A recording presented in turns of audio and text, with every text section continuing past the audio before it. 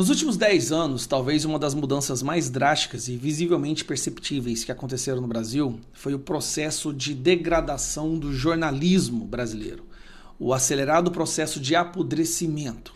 E nesse processo algumas figuras se destacam mais. Algumas figuras mais novas que surgiram recentemente já dentro desse processo podre, como Daniela Lima. Outras, como Miriam Leitão, que sempre foi podre, mas ela não tinha todo o espaço que ela tem agora. Mas tem uma pessoa que se destaca pelas mudanças comportamentais e até mesmo no espectro político. E é o caso do Reinaldo Azevedo. Reinaldo Azevedo, que para ganhar espaço na imprensa durante o período da Lava Jato, falou em diversos momentos que o PT era uma facção criminosa, uma organização criminosa, que o Lula era corrupto, que o Lula deveria ser preso, e descia o cacete no Lula e no PT todos os dias. Era uma das pessoas que mais falavam contra a esquerda. Aí, de repente, depois que o dinheiro público volta a ser despejado no bolso desse cidadão, um coitado, o posicionamento dele mudou drasticamente. Mas agora, ele é o maior representante do apodrecimento do jornalismo. Não é tanto pela questão ideológica. Eu acredito que o Reinaldo Azevedo já não tem um posicionamento ideológico na defesa que ele faz dessa ditadura do judiciário ou até mesmo da facção criminosa do PT. É uma pessoa desesperada por ter visibilidade, por falar frases de efeito, por jogar aí jargões no ar para que eles possam ser replicados em rádios e na televisão. Uma pessoa que está no seu fim da carreira, desesperado por um pouquinho de reconhecimento. E aí, meu filho, ele soltou essa aqui defendendo o Alexandre de Moraes. Lembrando, Alexandre de Moraes mandou prender mais algumas pessoas porque disse que essas pessoas o estavam ameaçando, o que vai totalmente contrário à nossa Constituição, porque uma vítima jamais pode julgar ou condenar o acusado. Isso tira, obviamente, todas as questões de balanço, de equilíbrio do nosso sistema judiciário. Mas Alexandre de Moraes parece que não aprendeu no caso de Roma, onde ele falou que uma família o atacou e por isso essa família recebeu a Polícia Federal na sua casa, teve seus bens apreendidos, sua vida destruída e depois ele decidiu que não ia mostrar as filmagens. Um dia o Brasil vai ver esse vídeo, vai ver essas filmagens. Mas aí ele faz isso de novo. Manda prender uma família, eu acho que 2 irmãos, dizendo ele, sem apresentar provas para ninguém, dizendo ele que esses 2 irmãos o estavam ameaçando por e-mails. Beleza. E aí, meu amigo, me vai Reinaldo Azevedo defender esse cara. Essa história do jornalismo. Isso aqui é o retrato do que se transformou o jornalismo brasileiro. Essa história de que Alexandre de Moraes deveria se declarar impedido porque seria diretamente interessado no caso dos 2 sujeitos que ameaçam a ele e a família, isso é uma aberração. No que diz respeito às mensagens endereçadas a seus familiares, Moraes se declarou impedido de seguir na relatoria do caso. Vocês querem a prova irrefutável, a demonstração irrefutável de que essa tese é estúpida, é errada? O ministro Alexandre de Moraes se declarou impedido para continuar na relatoria do caso. Quanta burrice. Essa frase final é a descrição do jornalismo brasileiro, né? Quanta burrice, quanta ideologia, quanto histerismo, quanta falta de profissionalismo. Mas o interessante é que o Alexandre de Moraes mandou prender os irmãos e depois se declarou que não pode, né? Se declarou, que eu esqueci a palavra. E depois ele se declarou incompetente. Vai continuar na relatoria. Impedido. E depois... Incompetente. Pô, agora PF aparece aqui em casa amanhã. E depois que ele decide prender essas pessoas, ele se declara impedido. Peraí, não faz sentido. Então ele já sabia que estava impedido, porque ele é a vítima dessas ameaças, e ele manda prender os 2 irmãos para depois falar, olha, eu mandei prender, mas agora eu não posso fazer mais nada, não posso julgar. Meu irmão, você já mandou prender.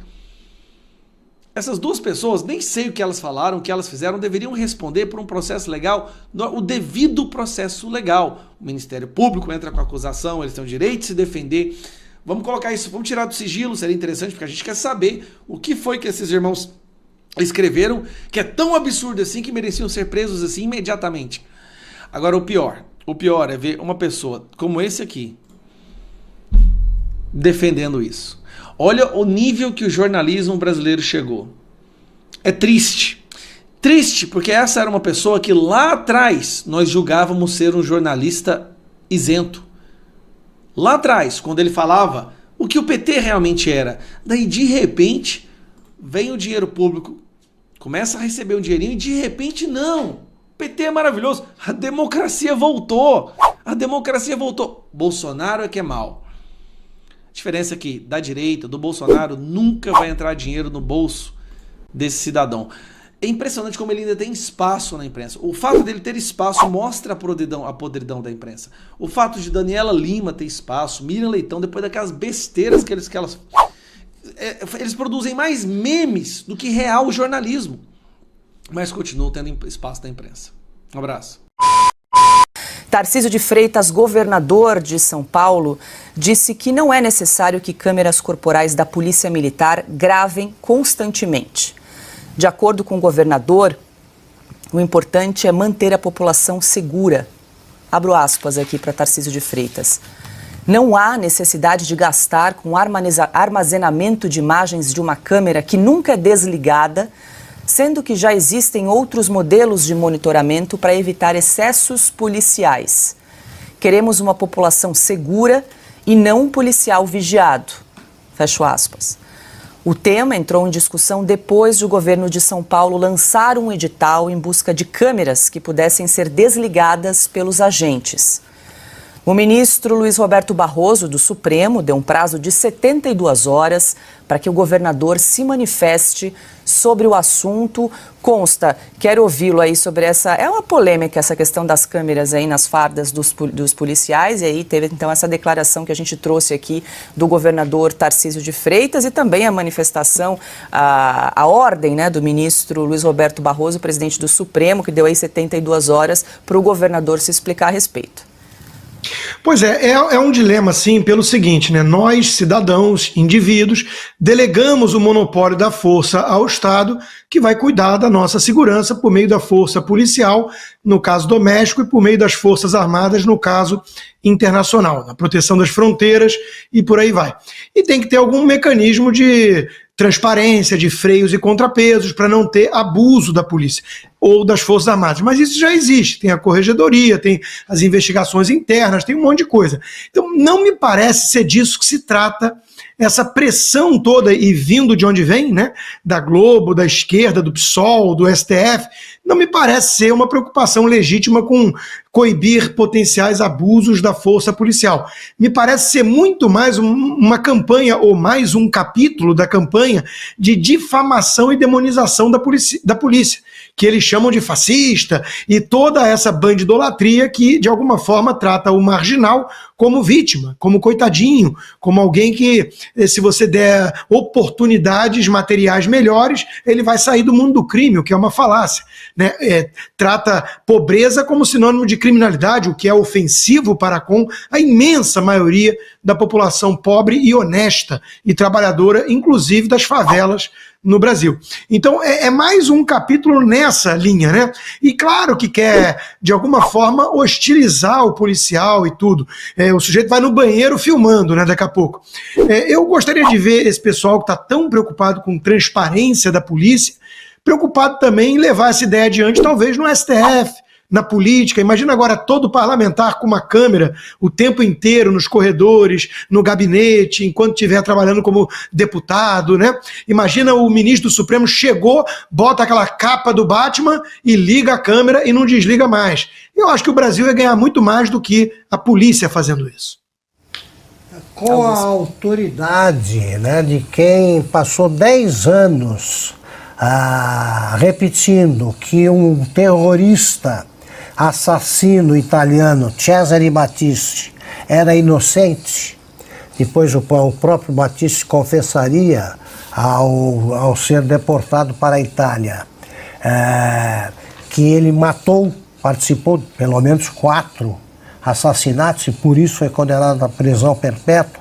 É com essa autoridade que o presidente do Supremo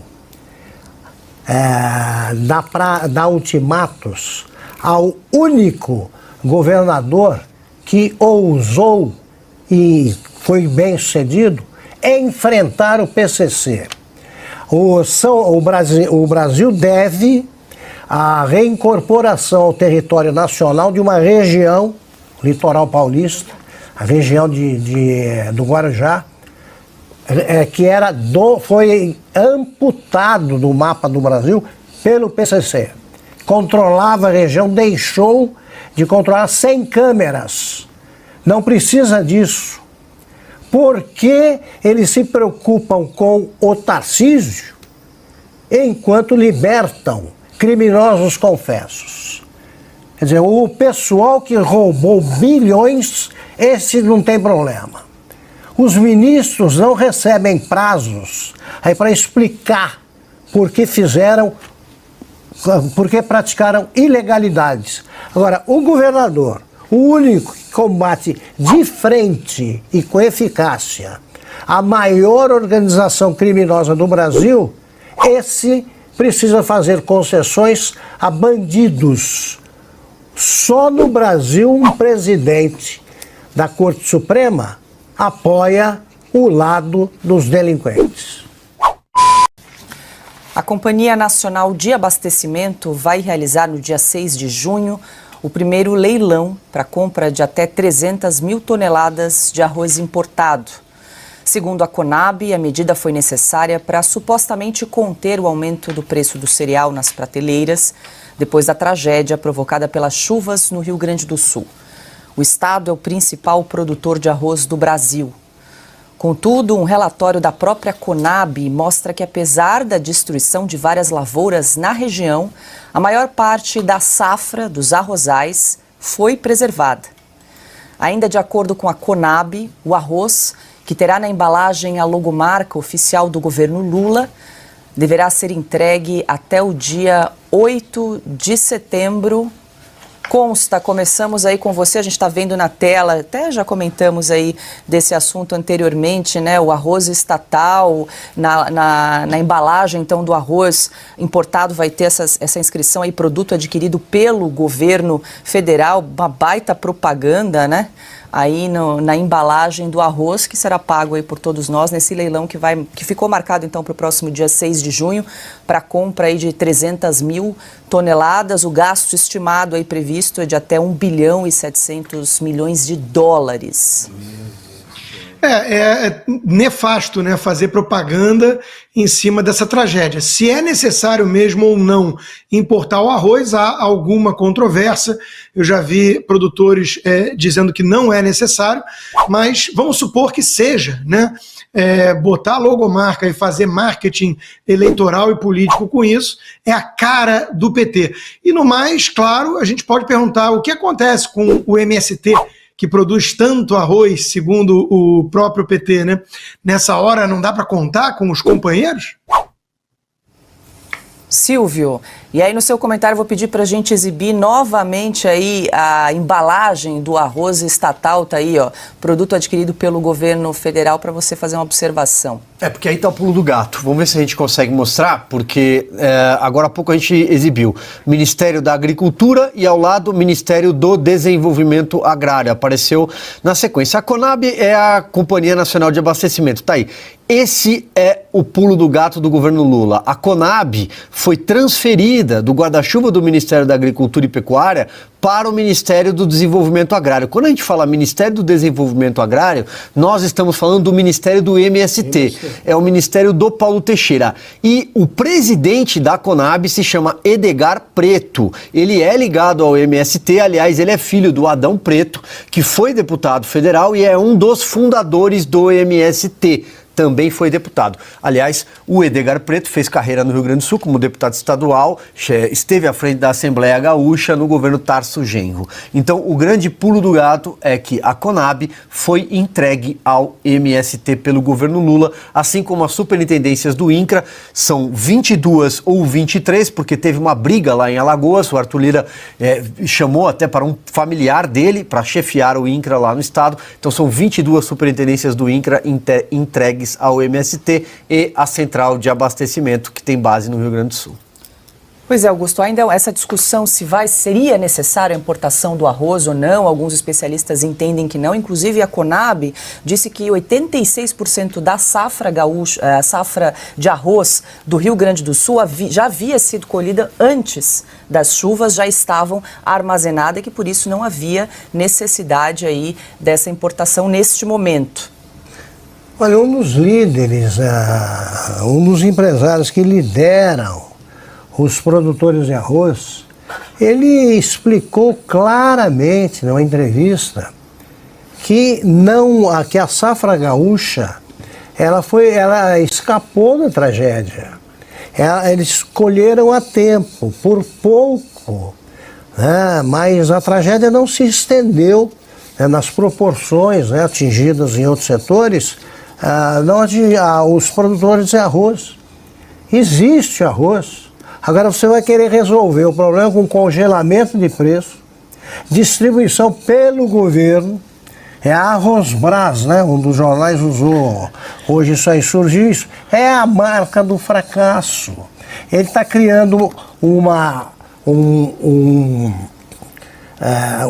extensão de um ministério inútil, controlado por uma turma que quer desenvolver, né, a agricultura, invadindo fazendas. Como é que pode dar certo?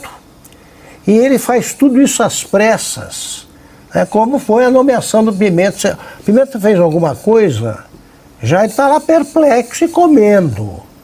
Agora vai mandar arroz para o Rio Grande do Sul e vai segurar o mercado com o preço, o logotipo do governo. Olha, o governo Lula está perdido, né? Sim. Perdido, ele está batendo cabeça e não sabe o que fazer. Tabi? O meu comentário é breve. O pessoal achou que o bonequinho lá não ia dar certo, ó. É um pulo, o bonequinho do Maduro para o arroz com carimbo aí do governo Lula. Mas eu tô brincando, mas não, porque isso é abuso de poder econômico. Se fosse o presidente Bolsonaro, quanto tempo? 48 horas? Será que pediram para tirar pelo menos o logo, depois para prestar contas? TCU, cadê você? Né? Tribunal de Contas da União, cadê? Ei, Fabi, sem consultar os produtores. Não convoca os produtores. Como é que está a situação? Pode causar um desequilíbrio. Contra a vontade dos agricultores, ele está fazendo isso. É uma intervenção estatal, né, que pode causar um desequilíbrio aí na economia. Bom, e a derrubada dos vetos aumentou ainda mais a crise interna no PT. Segundo o jornal Estadão, deputados do partido se mostraram insatisfeitos com a condução do governo nas votações. De acordo com o jornal, num grupo de WhatsApp, os parlamentares se diziam preocupados com a possibilidade de a instabilidade política que levou ao impeachment de Dilma Rousseff em 2016 se repetir. Na troca de mensagens, os deputados petistas reclamam que o Palácio do Planalto dá mais atenção a demandas do Centrão. Um dos deputados perguntou, abre aspas, o massacre ontem vai fazer o governo começar a montar um time de apoio ou seguirá com a regra de tratar mal quem vota a favor e tratar bem quem vota contra? Fecha aspas, Constantino, uma baita apuração aí de bastidor, né, do que aconteceu dentro do PT depois dessa humilhação, como bem disse o Silvio Navarro, da última terça-feira. Como é que você avalia esse desfecho, Consta? Uma casa onde falta pão, todo mundo briga, ninguém tem razão, né? Então vai todo mundo começar a puxar a sardinha para o seu lado, e o PT é isso. Como o Lula não trouxe um projeto de nação, ele trouxe só um projeto de poder, ele não tem aliados, né? Ele tem comparsas, e os comparsas cobram suas faturas, e quem não está recebendo começa a abandonar a canoa furada. Então, é um somatório de coisas, né? Os meus colegas já falaram de várias. Eu tinha uma lista aqui preparando também. O Padilha é um bom ponto, né? E já está, pelo menos, o Lula falando em talvez tornar mais abrangente, né, a cúpula para as reuniões semanais ali na articulação, porque tudo na mão do Padilha está aí o resultado. A questão da pauta ideológica em si, né, as questões de costumes, temos um Congresso mais conservador, na média. Então, o Centrão, nessa hora, acaba votando contra as ideologias insanas do próprio PT. A questão das emendas, os bilhões todos, o velho mensalão que o PT solta, começou a ficar cada vez mais caro, né? Tem que comprar voto a voto, indivíduo a indivíduo, está ficando caro. Por quê? Porque falta coesão e por aí vai. A própria Globo não conseguiu esconder o clima de ressaca, e aí tentam culpar a comunicação, mas aí eu ofereço realmente uma visão alternativa. É um problema de essência, é um problema de conteúdo.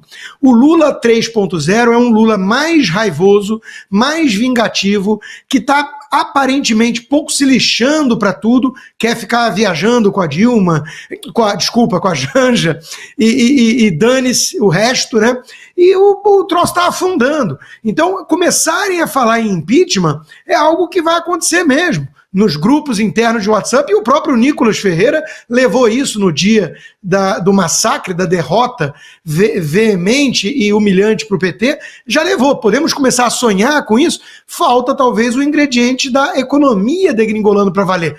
Tá quase lá, tá? A gente está vendo os indicadores e já tem muito tucano de mercado, muito pseudo-liberal arrependido, apavorado. Não era preciso ter uma bola de cristal para saber que com essa gente aí a economia ia degringolar, era questão de tempo. O tempo está passando e estamos chegando no momento em que a coisa vai começar realmente a ficar esquisita. Aí é o que falta para todo mundo abandonar o barco de vez. Fabi, os nossos colegas trouxeram aqui esse olhar político, né? Essa análise política das derrotas aí da última terça-feira, mas eu queria trazer aqui a ACP Mancuso no nosso chat, fez uma pergunta que acho que vai bem para você aqui. Podemos acreditar nessas derrotas ou serão revertidas? Falamos ontem sobre a possibilidade de judicialização, né? O fim das saidinhas, a questão da criminalização das fake news, que acabou não passando, né? Houve ali a manutenção do voto 46, mas, porém, todavia, contudo, os partidos de esquerda já estão se articulando internamente para levar a questão aí para o Supremo Tribunal Federal. Como é que você avalia aí? Podemos acreditar ou vai ter reversão, vai ter discussão? Bom, excelente ponto trazido aí pelo chat, até agradeço, porque realmente isso é fato. Que vai ser judicializado. Por exemplo, as saidinhas, vai ser. Ontem, por coincidência ou não, teve um caso isolado lá que o ministro André Mendonça votou incluindo aí que não era retroativo para um preso específico, mas é uma pessoa específica, tá? É aquele caso que eles julgam caso a caso. E ele aplicou a lei, gente. Eu sei que tem muita controvérsia nisso, mas o problema é o pessoal entender do que a gente está falando e como realmente o judiciário pode reverter, né, dar essa invertida.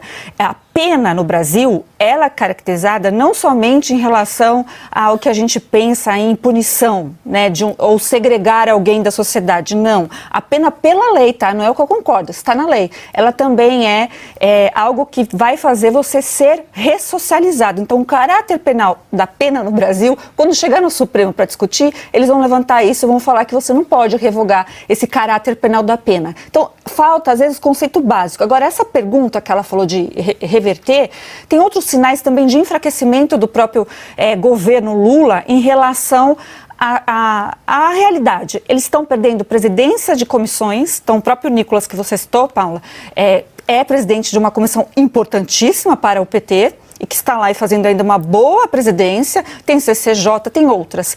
E aí também, até o Silvio me ajudou aqui a lembrar que o que o PT conseguiu no ano passado de vitória foi colocado ali na conta porque foi preciso fazer um acordão. E qual que foi esse acordão?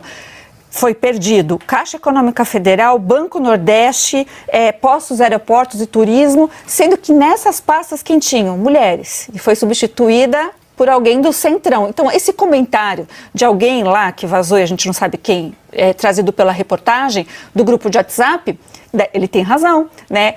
Quando não consegue governar, vai para o Centrão. Só que o problema é que o Centrão tem uma tendência para ser esquerdista, né? Eles gostam. Então tá fácil. Fabi, acabou de sair aqui no site da Revista Oeste, para quem está nos acompanhando, OAB vai ao STF contra a lei que acabou com as saidinhas. Então, a Ordem dos Advogados do Brasil vai interpelar. Exatamente. Vai entrar com uma arguição de descumprimento de preceito fundamental. Então, aí é outro ponto. Que, assim, a gente não tem dúvida da postura política da OAB. Porque enquanto a OAB não fizer o que ela veio para fazer de verdade, para que serve a OAB? A função básica dela é para defender as prerrogativas dos advogados. Não tem feito. Nós temos provas, aliás, em relação a isso. E ela fica nessas questões secundárias. Para mim, isso é secundário. Só que, olha, tem um ponto a ser levantado que vai ser engraçado acompanhar. Eu não vejo que isso seria uma atribuição para ser colocado lá no nosso site, para ser colocado no Supremo. Seria talvez matéria do STJ, porque a gente está falando aqui de matéria penal, né? Então, OAB, será que vocês estão tão ruins a esse nível, né? Eu já sei a resposta, mas eu nem consigo ficar indignada com isso. Mas é uma grande tristeza. Então, o problema é esse, que por mais que tenha articulação política de verdade, de partidos políticos, desses acordos que tem no Congresso Nacional, tem uma linha secundária, né, que é o Supremo e é a OAB. Então, ou seja, o Judiciário, um dos poderes, está realmente governando junto. Meus amigos, Donald Trump agora mais forte do que nunca. É o que apontam as pesquisas americanas. Bilionários de Wall Street reafirmam apoio a Trump apesar da condenação. Vejam, antes que 12 cidadãos de Nova York rotulassem Donald Trump como criminoso, um júri diferente, reunido no suntuoso Hotel Pierre, na Quinta Avenida, chegou ao seu próprio veredito. Mesmo que o júri do Tribunal Criminal de Manhattan considerasse o ex-presidente culpado das acusações, os abastados de Wall Street concluíram que ele ainda seria a escolha deles para a Casa Branca.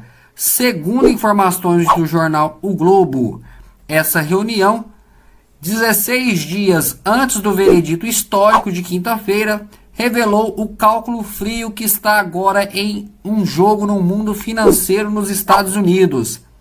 Desde apoiadores de longa data até relutantes aliados circunstanciais, um número crescente de figuras preeminentes no mundo dos negócios e das finanças nos Estados Unidos está abraçando a possibilidade de um retorno de Trump, sem se importar com a condenação criminal. Este veredito terá menos que zero impacto no meu apoio, diz Omer Malik, presidente da 1789 Capital e coanfitrião de arrecadação de fundos para Trump no Hotel Pierre, enquanto processava a notícia da condenação. Ecoando o ex-presidente e os líderes republicanos, Malik caracterizou todo o julgamento como uma instrumentalização do sistema legal. Alguns financiadores que abandonaram Trump depois da invasão do Capitólio em 6 de janeiro de 2021 estão agora apoiando o republicano novamente. Um grande motivo em uma palavra: dinheiro. Trump prometeu cortar impostos para os ricos e eliminar regulamentações, enquanto o presidente Joe Biden quer o oposto. A arrecadação de fundos no hotel, organizada pelo bilionário Howard Lutnick, atraiu as classes altas de Manhattan, mesmo enquanto o julgamento histórico de Trump se desenrolava. Malik duvidava que o veredito de culpado mudasse a opinião de uma única pessoa que estava lá, ou as mentes de muitos outros. Menos de 2 semanas após essa reunião, Steven Schwarzman, magnata da Private Equity e doador republicano, anunciou que novamente apoiava Trump. O cofundador da Blackstone está entre as 40 pessoas mais ricas do mundo, com uma fortuna de 41 bilhões, o equivalente a 213,5 bilhões de reais. Na quinta-feira, antes do veredito repercutir, o investidor bilionário Bill Ackman demonstrou inclinação para apoiar o ex-presidente.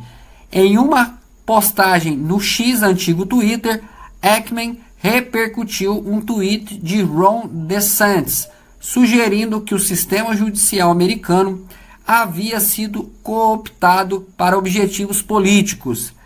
Afirmações semelhantes repercutiram nas redes sociais. Após 2 dias de deliberação, o júri considerou Trump culpado de falsificar registros comerciais para ocultar um pagamento clandestino a uma estrela pornô. O veredito coroou um julgamento de 7 semanas repleto de escândalos. Trump, o presumível candidato do Partido Republicano, entra agora na reta final de uma corrida à Casa Branca, com uma marca que poria fim à carreira de praticamente qualquer outro candidato presidencial. Previsto para ser sentenciado pouco antes da convenção do partido, ele certamente apelará.